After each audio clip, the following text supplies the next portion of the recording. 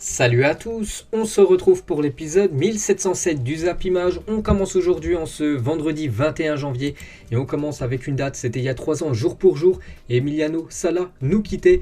Un petit rappel, donc il disparaissait suite au crash de son avion alors qu'il se rendait en Angleterre pour signer du côté de Cardiff, vu que c'était le mercato hivernal 2019. Il quittait cette équipe de Nantes pour rejoindre cette équipe de Cardiff qui évoluait à l'époque du côté de la Première Ligue. Et voilà, son avion, les gars, disparaissait. Donc il y avait lui qui avait péri dans l'accident, et bien sûr le pilote de l'avion. Grosse pensée à ces deux personnes voilà, qui ont péri il y a 3 ans jour pour jour. Bien sûr, grosse pensée à Emiliano Sala. On va parler des anniversaires en ce 21 janvier. Il y a Marco Asensio qui fête aujourd'hui ses 26 ans, le joueur du Real Madrid. Il y a aussi Mkhitaryan, le joueur de l'AS Roma, qui fête aujourd'hui ses 33 ans. On prend la direction de l'Angleterre. Il y avait un match hier, c'était la deuxième demi-finale et surtout la demi-finale retour de la Carabao Cup. Donc la Coupe de la Ligue anglaise, c'est entre Arsenal et Liverpool. Score final 2-0 pour l'équipe de Liverpool. Au match aller, il y a eu 0-0. Et du coup, voilà, c'est Liverpool, les gars, qui se qualifient. On peut voir l'homme du match, bien sûr, c'est Diogo Jota qui a inscrit les 2 buts de la partie. Vous savez que du côté de Liverpool, Salah n'est pas là, Mané n'est pas là. Voilà, il joue actuellement la CAN. Et Diogo Jota, les gars, répond présent pendant que les deux grands joueurs de Liverpool disputent actuellement, bien sûr, cette CAN. Donc Diogo Jota, les gars, 2 buts sur 2 passes D d'Alexander Arnold, qui délivre passe D sur passe D, bien sûr, en Angleterre. Le défenseur droit Alexander Arnold. Et on peut voir Diogo Jota sur les 5 matchs qu'il a joué contre l'équipe de Arsenal, quasiment à chaque fois buteur. Donc le dernier match, c'est bien 2 buts. Voilà, c'est bien 2 ballons qu'on peut rajouter, bien sûr, pour Diogo Jota. Donc quasiment à chaque fois buteur contre cette équipe des Gunners. Et du coup, Liverpool se qualifie pour la finale. Donc cette finale là se déroulera du côté de Wembley. Et ça sera ce Liverpool-Chelsea, les gars. Le match est prévu le 27 février prochain à Wembley, bien sûr, ce gros match, bien sûr, cette finale de Coupe de la Ligue anglaise. Et Liverpool jouera sa 13e finale de la Coupe de la Ligue anglaise face à Chelsea. On peut voir le nombre de fois, bien sûr, qu'ils ont remporté ce succès. Déjà 8 victoires. En cas de victoire, le club serait le plus titré de l'histoire de la compétition, bien sûr. Cette équipe des Reds. On va parler côté Arsenal et on va parler de Thomas Partey. Parce que hier matin, voilà, il s'est réveillé au Cameroun, parce qu'il était toujours au Cameroun pour jouer cette CAN avec le Ghana. C'est avec le Ghana éliminé. Donc du coup, il a pris l'avion. Il est arrivé à midi, hier après-midi, du côté de Londres. Il est rentré en cours de jeu à la 74e minute. Et à la 90e minute, il a pris déjà 2 cartons jaunes, ce qui veut dire carton rouge. Voilà pour Partey, qui s'est fait éliminer en l'espace de 3 jours de la CAN et de la Carabao Cup avec son club de Arsenal. Une déclaration de Klopp, les gars, sur Martinelli, la pépite des Gunners. Donc la belle déclaration de Jürgen Klopp. Il a dit: tout le monde devrait se souvenir de ce nom. C'est un joueur exceptionnel, le jeune attaquant des Gunners. Et on peut voir que Ramsdale, le gardien de Arsenal, ne voulait pas participer à cette poignée de main d'un envahisseur de terrain après avoir perdu contre Liverpool. Donc en gros, il n'y a personne de nouveau qui est rentré sur la pelouse. Il est parti voir le gardien de Arsenal. Arsenal perdait 2-0, donc il a fait perdre du temps, bien sûr, à cette équipe des Gunners. Donc voilà, Ramsdale, bien sûr, ne lui a pas serré la main. Bien sûr, il était très déçu vu que son équipe était en train de perdre. On prend la direction de l'Italie. Il y avait la dernière affiche des 8e de finale de la Coupe d'Italie. C'était entre l'AS Roma et Lecce. Et victoire de l'AS Roma. Pourtant, l'AS Roma perdait 1-0, mais ils ont renversé le match et gagné le match 3. On peut voir qu'Abraham, de nouveau, buteur. L'ancien joueur de Chelsea. On peut voir, bien sûr, José Mourinho content de ce résultat. Et on peut voir, du coup, tous les résultats de ces 8e de finale de la Coupe d'Italie. Et on peut voir le programme des quarts de finale. Donc l'Inter va jouer contre l'AS Roma, voilà, qui s'est imposé hier. Milan, Lazio, Fiorentina, Atalanta et Juventus Sassuolo. Donc voilà les grosses affiches, bien sûr, des quarts de finale de la Coupe d'Italie. Direction l'Espagne, on va parler de la Coupe du Roi et on commence tout d'abord avec le Real Madrid qui joue hier à 19h du côté de Elche. Et victoire vraiment dans la douleur du Real Madrid. Donc il y a eu 0-0 au bout de 90 minutes de jeu. Donc du coup, tous ces jeux en prolongation. Elche a ouvert le score, les gars. Donc le Real Madrid a réagi quelques minutes après. En plus, le Real Madrid a réagi avec un joueur en moins vu que Marcelo a pris un carton rouge. Donc Isco à la 109e et Eden Hazard à la 115e ont permis tout simplement au Real Madrid pas de prendre les 3 points vu que c'est de la coupe, surtout de se qualifier pour les quarts de finale. Donc Hazard juste à temps et Hazard enfin, voilà, en une des journaux bien sûr en Espagne. Enfin Hazard, les gars, décisif du côté du Real, lui qui vit actuellement une saison très compliquée bien sûr. Donc voilà son but, les gars, il a pris, on peut dire, il a pris de vitesse le gardien, voilà, de Elche qui a fait une sortie très loin sur le terrain. Donc voilà le beau but bien sûr d'Eden Hazard et c'est son premier but de la saison. Et la dernière fois qu'il avait marqué, ça remonte à mai 2021. Donc c'est un événement bien sûr de voir Eden Hazard buteur. Et il a mis à la Madrid Sur son compte Twitter, on peut voir le soutien de ses coéquipiers. Ils savent voilà, qu'Eden Hazard vient actuellement une situation très compliquée. Donc Rodrigo, Vini ou même Fede Valverde lui ont envoyé bien sûr de l'amour par rapport bien sûr aux joueurs du Real. Et Ancelotti il a dit Hazard et Isco, parce que Isco, l'autre buteur, lui aussi en grande difficulté, il joue très peu. Donc c'est deux joueurs comme qui jouent peu du côté du Real, qui ont sauvé le Real Madrid dans cette Coupe du Roi. Nous ont fait gagner la partie, il faut le souligner parce que c'est vraiment important. Ils méritent tous les deux plus de minutes. Le passé est dans le passé, je peux faire appel à eux et à un groupe qui a un peu de tout. Ils montrent du caractère, ils n'ont jamais abandonné. Donc voilà, belle déclaration bien sûr d'Ancelotti concernant les deux buteurs hier. On va parler de Marcelo. Marcelo, voilà, il est en fin de contrat en fin de saison. Je pense que le Real Madrid ne va plus compter sur Marcelo. Ça a été encore un match très compliqué de Marcelo. 102e Marcelo, voilà, il prend un carton rouge juste après, bien sûr. C'est Elche, bien sûr, qui a ouvert le score. Heureusement qu'après, voilà, Eden Hazard et bien sûr Isco ont réussi à marquer côté Real Madrid. On va parler de Camavinga, parce que Camavinga, on peut voir qu'il a commencé dans le 11 titulaire, un 11 un peu chamboulé. N'oubliez pas que Benzema, même Thibaut Courtois n'étaient pas dans le groupe. Ils ont soufflé un peu, voilà, ces deux joueurs cadres du Real. Donc il a fait jouer quand même pas mal de remplaçants, dont Camavinga. Et encore un gros match, bien sûr, d'Eduardo Camavinga. C'est vraiment l'avenir pour cette équipe du Real. Lucas Vazquez, titulaire hier, il a dit que c'était un match vraiment difficile. Nous savions qu'Elche ne nous rendait pas la vie facile. L'équipe a brillamment creusé. Nous repartons avec une victoire extrêmement importante en termes de qualification pour le prochain tour, mais aussi d'un point de vue moral, bien sûr. Voilà, parce que voilà, une élimination, ça te met un gros coup au moral. Et Carlo Ancelotti, il a dit, je pense que c'est le match qui m'a le plus donné de bonheur cette saison, car l'équipe a montré beaucoup de caractère, beaucoup de force. On peut parler de nos difficultés, mais il faut souligner le caractère de cette équipe. N'oubliez pas que voilà, le Real était proche de l'élimination, vu que Elche gagnait 1-0. Elche joue avec un joueur en plus. Et voilà, le Real Madrid a renversé le match au mental, vraiment. Lors de cette partie hier. Il a dit nous affronterons à nouveau Elche ce dimanche, de nouveau, mais cette fois-ci c'est un match de Liga. Ni nous ni eux n'auront l'avantage d'un repos supplémentaire. On a fait un bon match aujourd'hui et on passe bien sûr au tour suivant. Après il parle de Isco et Hazard, ce qu'on avait parlé tout à l'heure. Et toujours avec Carlo Ancelotti, les gars, c'était son 150e match sur le banc du Real Madrid hier. Félicitations Ancelotti, on peut voir ces stats quand même énormes, voilà, ce ratio de victoires sur 150 matchs, 113 victoires pour Ancelotti, 18 matchs nuls, 19 défaites, 75% de victoires quand même pour Ancelotti, c'est énorme. Et bien sûr il a remporté 5 trophées et il pourrait en remporter encore quelques-uns, voilà, en cette fin de saison bien sûr. Et on peut voir les entraîneurs ayant dirigé le plus de matchs dans l'histoire du Real. On peut voir Ancelotti tout en bas de cette liste, mais il commence à grappiller bien sûr place par place. On peut voir que Zidane très bien classé un deuxième et toujours le recordman. Munoz, les gars, 605 matchs. Ça a été l'entraîneur de cette équipe du Real. Et on peut voir les équipes potentielles, voilà, pour les quarts de finale pour le Real Madrid. Donc le tirage au sort, là, c'est exactement quand je sors la vidéo à 12h30, les gars. Le tirage au sort est en train de se dérouler. Donc bien sûr, on en reparlera demain du futur adversaire, bien sûr, du Real. On peut voir des grosses équipes comme le Betis Séville, la Real Sociedad ou même l'équipe de Bilbao, les gars. On va parler tout de suite Bilbao, les gars. Dernier adversaire du Real Madrid, vous vous souvenez, il y a quelques jours en Super Coupe d'Espagne. Donc hier, c'était Bilbao contre le FC Barcelone. C'était un 8e de finale de Coupe du Roi. Et Bilbao a battu l'équipe du FC Barcelone 3-2, donc un match avec un scénario un peu fou, les gars.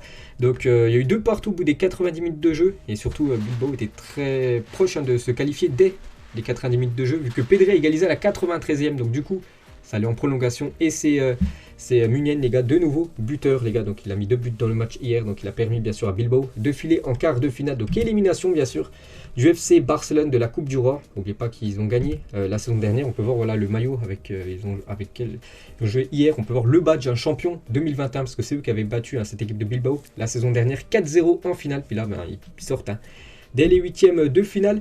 Éliminé de la Ligue des Champions et reversé en Europa League, éliminé de la Super Coupe d'Espagne en demi-finale, éliminé de la Coupe du Roi, 6e de Liga. Il y a 17 points de la première place. Compliqué cette saison 2021-2022 pour les supporters blaugrana. Et le Barça se dirige tout simplement vers une saison blanche. Et on est qu'en janvier. Donc il y a encore 2 titres, on va dire, possibles pour le Barça, la Liga. Mais on sait que le Real Madrid a 17 points d'avance. On ne voit pas du tout, bien sûr, le Barça revenir sur le Real Madrid. Et il y a l'Europa League. Mais franchement, c'est dur de croire qu'ils remporteront l'Europa League vu le niveau de jeu proposé par cette équipe du FC Barcelone. Par exemple hier, c'est avec l'équipe de Bilbao. à gagner. Et voilà, c'est plutôt logiquement voilà, qu'ils ont gagné, bien sûr, cette partie. Et le Barça n'avait plus encaissé au moins 3 buts lors de 2 matchs d'affilée depuis août 2015. Hein. Voilà, c'est un événement, les gars. Ils en avaient pris 3 contre le Real Madrid la semaine dernière. Ils en ont pris 3 hier. Donc, c'était plus arrivé depuis août 2015 hein, qu'ils enchaînent 2 matchs en prenant 3 buts. Donc, la défense hein, n'est pas ouf hein, côté FC Barcelone. Et cassé en une journal Mondo Deportivo, la une journal sport, les gars, pleurer. On peut voir, voilà, bien sûr, Ansu Fati, parce que bien sûr, il y a l'élimination, ça c'est la mauvaise nouvelle. Et l'autre grosse mauvaise nouvelle, hein, bien sûr, du côté de Barcelone, c'est qu'Ansu Fati, de nouveau, il est sorti sur blessure. Lui qui a déjà eu beaucoup de blessures hein, ces derniers mois. Donc il est sorti en larmes, les gars, on peut le comprendre. Hein, bien sûr, lui qui revenait, voilà, 2 blessures. Donc voilà, la détresse, bien sûr, de Ansu Fati. Donc Xavi, en conférence de presse à la fin du match, il a dit rien de grave. Tout d'abord pour Pedri, hein, lui aussi qui a eu un petit bobo. Mais on verra demain pour Ansu Fati. Bien sûr, pour Ansu Fati, c'est bien plus grave. Donc officiel, Fati souffre d'une blessure au biceps fémoral de la cuisse gauche. De nouveaux examens seront réalisés, donc certainement aujourd'hui, sur le joueur afin de connaître exactement sa blessure. Et on connaîtra certainement dans la journée combien de semaines, peut-être de mois, sera indisponible hein, bien sûr Ansu Fati. C'est un gros coup dur pour l'équipe du Barça, c'est un gros coup dur aussi pour le joueur hein, qui revenait. En plus, il avait été buteur la semaine dernière hein, contre le Real Madrid et de nouveau blessé. Juste le seul point positif, on va dire, côté FC Barcelone, les gars, c'est Ferran Torres qui inscrit son premier but avec le Barça. Il lui aura fallu 65 minutes. Et quel but, un magnifique but de Ferran Torres hier, un enroulé, voilà, où le gardien adverse n'a rien pu faire. On peut voir bien sûr sa célébration. Il était très content et on peut voir en plus que ça a été une magnifique séquence. Il y a eu plus de 22 passes, plus de 1 minute 12 secondes de conservation du FC Barcelone. Et 9 joueurs ont touché le ballon avant que Ferran Torres, bien sûr, marque ce magnifique but hier. Mais ça n'a pas suffi, bien sûr. On va parler, les gars, maintenant de la Coupe d'Afrique des Nations. Et là aussi, il y a beaucoup de choses à dire, hein, bien sûr, sur la CAN. On commence tout d'abord avec le gros match voilà, que tout le monde parlait. Ça avait lieu hier à 17h entre la Côte d'Ivoire et l'Algérie. Et on peut voir le score final. La Côte d'Ivoire s'est imposée 3-1 contre les Algériens. Donc les tenants du titre algériens sont éliminés dès les phases de groupe. C'est incroyable. La Côte d'Ivoire termine à la première place du groupe. Regardez les buteurs. Hein, Kessié, Sangari, Pépé contre un but de Benteka côté algérien. Mais ça n'a pas suffi bien sûr pour l'Algérie, les gars. Et c'est quand même incroyable. Hein. L'Algérie, championne en titre, est éliminée dès la phase de groupe. Hein. C'est quand même une malédiction. On sait qu'il y a une malédiction avec la Coupe du Monde, par exemple. L'équipe de France avait gagné en 98, en 2002 ils avaient sorti dès les phases de poule. La même chose pour l'Italie, ils avaient gagné la Coupe du Monde 2006, en 2010 ils avaient sorti dès les phases de poule. La même chose hein, pour l'Espagne, la même chose pour l'Allemagne en 2018 et sur le continent africain. C'est la même chose les gars, 5e fois en 6 éditions que le tenant du titre ne participe pas à la phase d'élimination directe. Hein. Donc voilà, gros coup dur bien sûr hein, pour l'Algérie qui était quand même l'équipe favorite hein, pour remporter cette compétition. Et après la défaite contre la Côte d'Ivoire, synonyme d'élimination de la CAN, Djamel Belmadi, le sélectionneur de l'Algérie, a reconnu un immense échec collectif, hein, bien sûr. Voilà, c'est toute l'équipe voilà, qui a flanché un côté algérien. Et l'Algérie hein, pouvait conserver son titre de champion d'Afrique et battre le record d'invincibilité d'une sélection. Au final, ils n'auront gagné aucun match et marqué qu'un seul but lors de cette CAN. Hein, c'est surtout ça qui est surprenant. Côté Algérie, c'était l'une des meilleures attaques, les gars. Il termine avec seulement un but marqué. Regardez, voilà, match nul contre la Sierra Leone. Donc, il y a eu 0-0. Défaite contre la Guinée équatoriale et défaite 3-1 contre la Côte d'Ivoire. Seulement un point pour l'Algérie hein, qui termine quand même 4e du groupe. Hein, c'est une catastrophe. Seul le Nigeria 48 a eu plus de tirs à la CAN que l'Algérie 46. Mais voilà, le Nigeria, eux, ont fait carton plein. 3 matchs, 3 victoires et surtout 6 buts inscrits. Alors que voilà, c'est la seule équipe qui a tiré plus de fois que l'Algérie. Alors que l'Algérie a 46 tirs, seulement un but. Donc voilà, l'efficacité n'était pas là, on va dire, un côté algérien. Et l'Algérie, hein, c'est la 3e équipe parmi les 24 qui cadre le plus de tirs, hein, 15. Donc la 2e qui tire le plus, derrière le Nigeria qu'on a parlé avant. Celle avec le plus de pourcentage de possession de balle en moyenne, hein, plus de 63% de possession. Et la 3e équipe qui a réussi le plus de passes, 368 par match en moyenne. Mais ça n'a pas suffi, hein, c'est quand même incroyable d'avoir des statistiques comme ça et de terminer 4e de son groupe. Hein. C'est un échec collectif hein, pour les Fennecs. Et du coup, la Côte d'Ivoire, les gars, qualifiée, hein, cette équipe de la Côte d'Ivoire, les gars, qui jouait quand même sans pression parce que la Côte d'Ivoire était déjà quand même qualifiée. Mais ils ont voulu quand même voilà, frapper un grand coup. Ils ont frappé un grand coup, hein, bien sûr. Et on peut voir que Nicolas Pepe, le joueur de Arsenal, a obtenu une belle note, une note de 8. Un très bon match hier hein, contre l'Algérie. Et l'homme du match, les gars, c'est le milieu de l'AC Milan, Franck Kessié, les gars, qui a reçu le trophée d'homme du match. Hein. Félicitations à lui, il a dit. On avait un contentieux avec l'Algérie parce qu'en Égypte, c'est eux qui nous avaient sortis et on n'a pas du tout digéré. C'était en 2019. Aujourd'hui, on avait la possibilité de les sortir et on l'a fait, hein, bien sûr. Donc voilà le petit pic, bien sûr, envoyé à Kessié à cette sélection de l'Algérie. Toujours sur ce match hier, hein, Aurier qui s'explique avec l'arbitre, hein, c'était très très chaud. Hein, je crois qu'il avait pris un jaune, enfin je suis plus sûr, enfin je suis pas sûr, mais voilà, il y avait front contre front hein, entre Aurier bien sûr et l'arbitre de la partie. Et on peut voir que Jean-Michel Seri, les gars, qui avait oublié d'enlever sa chaîne, hein, il a même pas pris de carton jaune, il aurait pu prendre un jaune les gars, parce qu'il a joué quasiment toute la première mi-temps avec sa chaîne hein, qui sortait de son maillot, tout le monde le voyait, il a même pas pris de jaune. Hein. L'ancien milieu par exemple de l'équipe de Nice. Et ce tweet mythique, hein, donc c'était écrit, donc les 3 buteurs les gars, leur prénom FIN bien sûr, hein, donc fin, donc par rapport bien sûr à cette équipe de l'Algérie bien sûr, hein, c'est fini bien sûr, la CAN pour eux. Et l'autre match dans le même groupe, c'était entre l'équipe de la Sierra Leone et la Guinée équatoriale, et c'est la Guinée équatoriale hein, qui s'est imposée 1-0 les gars. Donc c'est Gannett l'unique buteur du match, donc la Sierra Leone termine 3e, mais ne fera pas partie des 4 meilleurs 3e, et est donc éliminée à cette équipe de Sierra Leone. Donc la Guinée équatoriale, elle termine en 2e position. On peut voir que c'est Ivan Salvador qui a été élu homme du match. Hein. De cette rencontre hier, on peut voir du coup le classement final à la Côte d'Ivoire 7 points. Bien sûr qualifié en première position. La Guinée 2e et du coup l'Algérie un 3e, enfin 4e plutôt, avec seulement 1 point pris, moins 3 en différence de but. Hein. Voilà une CAN, une compétition oubliée bien sûr hein, pour l'Algérie maintenant qui va se focaliser bien sûr sur les 2 matchs de barrage hein, pour se qualifier pour la future Coupe du Monde. Il y avait aussi le Mali contre la Mauritanie, donc dans le groupe F, victoire des Maliens 2-0, donc bien sûr une qualification pour le Mali pour les 8e de finale. Donc c'est Moussa Doumbia qui a été élu homme du match. Et il y avait aussi la Gambie contre la Tunisie et défaite de la Tunisie 1-0. On peut voir que Diallo a inscrit l'unique but du match à la 95e minute. Donc il n'y a pas de conséquences bien sûr hein, pour la Tunisie. On peut voir déjà que c'est ce joueur un gay qui a été élu homme du match. Mais voilà la Tunisie les gars qui a obtenu encore un penalty lors de ce match hier. Hein, et c'est déjà leur 3e penalty obtenu lors de cette CAN. Et aucun but marqué. Hein, les 3 ont été arrêtés hein, par le gardien adverse. Et donc la Gambie se qualifie pour la première fois de son histoire en phase finale de la Coupe d'Afrique des Nations. Hein, félicitations à eux. Et on peut voir que la Tunisie, hein, malgré leurs 2 défaites quand même en 3 matchs, hein, ça ils ont beaucoup perdu, bah, ils passent quand même au tour suivant. Ils terminent parmi les meilleurs 3e à cette équipe tunisienne.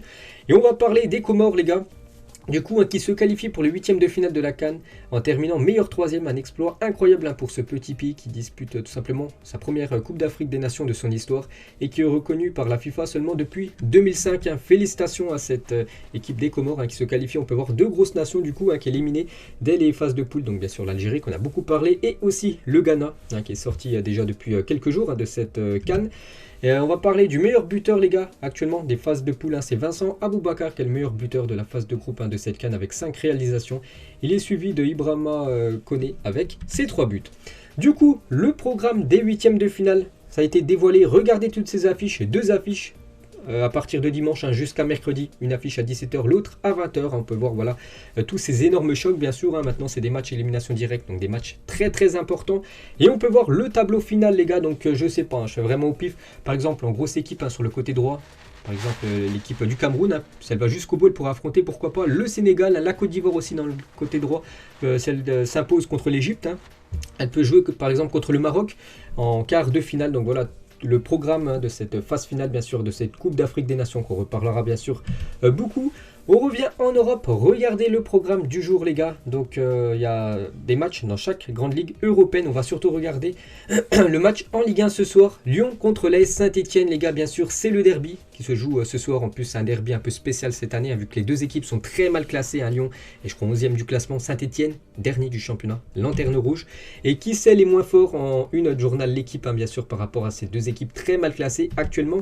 Et à la veille hein, du derby, enfin c'est ce soir, on peut voir plus le droit à l'erreur hein, pour Peters Bosz, donc l'entraîneur lyonnais. Donc 29 points en 20 matchs, un pire bilan pour un entraîneur de Lyon depuis 1995. Donc ce soir, s'il y a par exemple un défaite les gars, je pense bien sûr hein, que Bosz hein, se fera licencier dans la foulée. Et on peut voir que Lopez hein, devrait normalement être titulaire ce soir et devrait connaître son 300e match sous les couleurs de Lyon en Ligue 1 lors du derby hein, face aux Verts ce soir. On va parler les gars d'une info transfert et Paris Saint-Germain, Ronaldo, contact établi les gars. Donc on peut voir voilà par exemple hein, le journaliste de ESPN en Amérique du Sud, Christian Martin, assure justement qu'il y a des échanges depuis quelques temps entre le crack portugais, donc CR7 et Maurizio Pochettino, le coach de cette équipe du Paris Saint-Germain. Donc vous savez les gars que Cristiano Ronaldo, actuellement hein, du côté de Manchester, c'est une situation très délicate hein, parce que si Manchester United les gars se qualifie pas pour la future Ligue des Champions, Ronaldo la saison prochaine ne jouera pas l'Europa League, voilà c'est pas sa compétition c'est la Ligue des Champions bien sûr. S'il n'y a pas de LDC pour Manchester, Ronaldo devrait quitter le club et pourrait venir du côté tout simplement du Paris Saint-Germain. Voilà, le PSG rêverait tout simplement voilà, d'attirer CR7 cet été afin de former le duo tant rêvé par les fans de football. Bien sûr, voilà, ce duo légendaire Messi avec Cristiano Ronaldo dans la même équipe. Parce que regardez les gars, actuellement Manchester ils sont 7e au classement. N'oubliez pas, c'est les 4 premiers qui se qualifient. Et donc voilà, ils sont à 2 points seulement de la 4e place. Mais on peut voir que déjà les 3 premières places, c'est compliqué pour revenir voilà, sur ces 3 premiers. Donc il y aura seulement une place. On peut voir qu'il y a West Ham, Tottenham, Arsenal et Manchester qui vont se jouer cette 4e place. Donc ça sent pas bon bien sûr pour l'équipe de Cristiano Ronaldo. C'est pour ça qu'il y a de grandes chances que CR7 les gars quittent cette équipe de Manchester pour pourquoi pas venir du côté de Paris bien sûr. Et on pourrait voir ce magnifique trio l'année prochaine du côté du PSG. Donc Mbappé, si on prend en compte qui va du côté du Real, ça pourrait être du coup Ronaldo, Messi, Neymar, l'attaque du Paris Saint-Germain la saison prochaine. Et toujours avec le PSG et l'équipe de Lille, c'est bien officiel, il n'y aura plus de jauge dans les stades le 2 février, annonce Jean Castex. Donc du coup, les 8e de finale par exemple de Lille contre Chelsea et du Paris Saint-Germain contre le Real Madrid se joueront tout simplement à guichet fermé. Donc voilà, ça c'est une très bonne nouvelle bien sûr pour ces deux équipes françaises. On va parler cette fois-ci du cas Ousmane Dembélé. Voilà, c'est actuellement sa situation, on peut dire très grave. Et c'est bien officiel, Ousmane Dembélé ne jouera plus avec le Barça et le club lui demande de partir dès maintenant. C'est le directeur sportif du Barça, Mateu Alemani, qui a dit ça hier. Donc mot pour mot, il a dit: nous comprenons que la décision de Dembélé est de ne pas continuer et il a été informé de notre décision. Nous voulons des joueurs engagés et nous lui avons dit qu'il doit quitter le club le plus vite possible. Donc certainement avant le 31 janvier, dans 10 jours exactement. Il devrait quitter cette équipe, Ousmane Dembélé. Donc les stats en demi-teinte d'Ousmane Dembélé avec le FC Barcelone. Donc en tout, plus de 129 matchs disputés sur 248 possibles, parce que beaucoup de blessures bien sûr pour le joueur français. 58 minutes par rencontre en moyenne, un but toutes les 242 minutes en moyenne pour Dembélé. On peut voir voilà, le nombre de buts marqués, 31 buts marqués, 23 passes décisives, plus de 695 jours d'absence pour Ousmane Dembélé, plus de 13 blessures subies. Donc il a mis un long communiqué sur son compte Instagram. Donc je ne vais pas tout lire bien sûr. Toujours sous contrat, je suis pleinement concerné et à la disposition de mon club, de mon coach. Je me suis donné toujours à fond. Je ne suis pas un homme qui triche et encore moins un homme qui a pour l'habitude de céder au chantage. Donc voilà, il ne va pas céder au chantage de la part du FC Barcelone. Donc voilà. La rupture est totale entre Dembélé bien sûr et l'équipe du FC Barcelone. Par exemple hier, Xavi ne l'a pas convoqué pour le match se trouve, mais il ne jouera plus. Se trouve son dernier match c'était contre le Real Madrid il y a quelques jours avec son équipe du Barça. Et le syndicat des joueurs espagnols a porté jeudi son soutien à Ousmane Dembélé. Donc l'AFE considère que le fait de ne pas parvenir à un accord pour renouveler un contrat de travail n'implique pas un manquement de travail et ne peut donc avoir aucune conséquence. Donc voilà, bien sûr le syndicat des joueurs soutiennent bien sûr qui est Ousmane Dembélé. Et du coup voilà, il va falloir absolument chercher un club en urgence pour le Barça, bien sûr pour Ousmane Dembélé. Et Chelsea les gars pourrait faire une offre de 15 millions d'euros seulement sur Dembélé suite à sa mise à l'écart du FC Barcelone. Donc ce serait pour cet hiver bien sûr, s'il n'y a aucun accord, mais il restera certainement en tribune la deuxième partie de saison et il quittera du coup libre cette équipe du FC Barcelone en fin de saison. Et on peut voir quand même que c'est un gros montant que le Barça avait déboursé sur Dembélé à plus de 150 millions d'euros. Et c'est vrai que le Barça ces dernières années a injecté beaucoup d'argent. Coutinho 160, Dembélé 150 et Griezmann 120 millions d'euros. Donc voilà, c'est quand même 3 flops du côté du FC Barcelone. Et surtout ces 3 joueurs ont fait perdre beaucoup d'argent à cette équipe espagnole. On va parler d'une autre prolongation du côté du Barça, c'est le jeune Gavi. Et lui au Barça, avec sa prolongation, c'est presque bouclé. Normalement, il va signer jusqu'en juin 2026 et aura une clause libératoire fixée à plus de 1 milliard d'euros. La jeune pépite espagnole. Toujours avec le Barça, on parle d'un joueur qui manque beaucoup au Barça actuellement, bien sûr, c'est Léo Messi. Et tous les ballons d'or de Léo Messi, 7, sont maintenant réunis au musée du Camp Nou à Barcelone. Donc voilà le ballon d'or qu'il a remporté il y a quelques semaines. Il est bien maintenant au musée, bien sûr, du côté de Barcelone. On peut voir que c'était Gilles Savanier qui a été élu joueur du mois 2 décembre en Ligue 1. Félicitations aux joueurs de Montpellier. On va revenir sur le match entre Leicester et Tottenham, qui avait lieu avant-hier, bien sûr, avec cette remontada magnifique de Tottenham dans le temps additionnel en battant Leicester alors qu'il perdait encore à la 95e minute. Tottenham a battu le record du renversement de résultats le plus tardif grâce à Bergwijn qui a marqué 2 buts. Le record était détenu par Manchester City et son fameux match du titre contre les Queen's Park Rangers en 2012, vous vous souvenez bien sûr. Donc ils avaient égalisé à la 91e minute Manchester City avant de marquer encore un but après, et bien sûr le but de Kun Agüero, et après bien sûr de gagner ce match. Donc là l'égalisation était à la 94e minute 52 secondes, et après le but victorieux de Bergwijn a été à la 97e minute, donc c'est tout simplement un record. Une info officielle concernant ce match Lyon-OM. Voilà, vous vous souvenez, c'est Olympico qui n'avait pas pu se jouer à cause de la bouteille d'eau jetée sur Payet. Donc normalement, il sera rejoué soit le 1er février ou le 10 février prochain. La date sera fixée en fonction du parcours de l'OM en Coupe de France. Qualification pour les quarts de finale, programmation le mardi 1er février et signe élimination, programmation le jeudi 10 février. Une petite info concernant le super agent Mino Raiola, par exemple agent de Paul Pogba ou même de Erling Haaland. Il est actuellement en soins intensifs à l'hôpital de Milan pour un problème pulmonaire. Sa situation est jugée très sérieuse. Gros courage et très bon rétablissement bien sûr l'agent Mino Raiola. On va parler de Mbappé qui est heureux d'être à nouveau dans la Totti sur FIFA 22. Donc il a reçu bien sûr son trophée Totti. Et quand même on peut voir qu'il y a 5 joueurs du Paris Saint-Germain dans le 11 de la Totti. C'est énorme. Donc Mbappé, Hakimi, Donnarumma, Messi. Et aussi Marquinhos, on peut voir aussi un autre Français, N'Golo Kanté, lui aussi avec son trophée Totti. La même chose pour Jorginho, qui a fait une magnifique année dernière. Donc lui aussi simplement mérité bien sûr pour les deux joueurs de Liverpool et aussi quelques joueurs de Manchester City comme Kevin De Bruyne. Et les deux Portugais, Ruben Dias et aussi Cancelo. Et on peut voir voilà le 11 final bien sûr de cette Totti. On peut rajouter aussi un joueur que j'ai pas parlé bien sûr, Lewandowski en attaque. Et on finit les gars cet épisode aujourd'hui. Quel continent a le meilleur trio d'attaque? C'est vrai que l'on peut voir comme du très très lourd par exemple en Europe. CR7, Lewandowski, Mbappé, en Amérique du Sud, Messi, Neymar avec Luis Suarez et en Afrique. Donc Sadio Mané, Riyad Mahrez et Mohamed Salah. Donc n'hésitez pas à mettre votre réponse en commentaire. Donc voilà les gars, la fin de cet épisode. J'espère que ça vous a plu. On se retrouve dès demain pour le prochain épisode. Ciao à tous.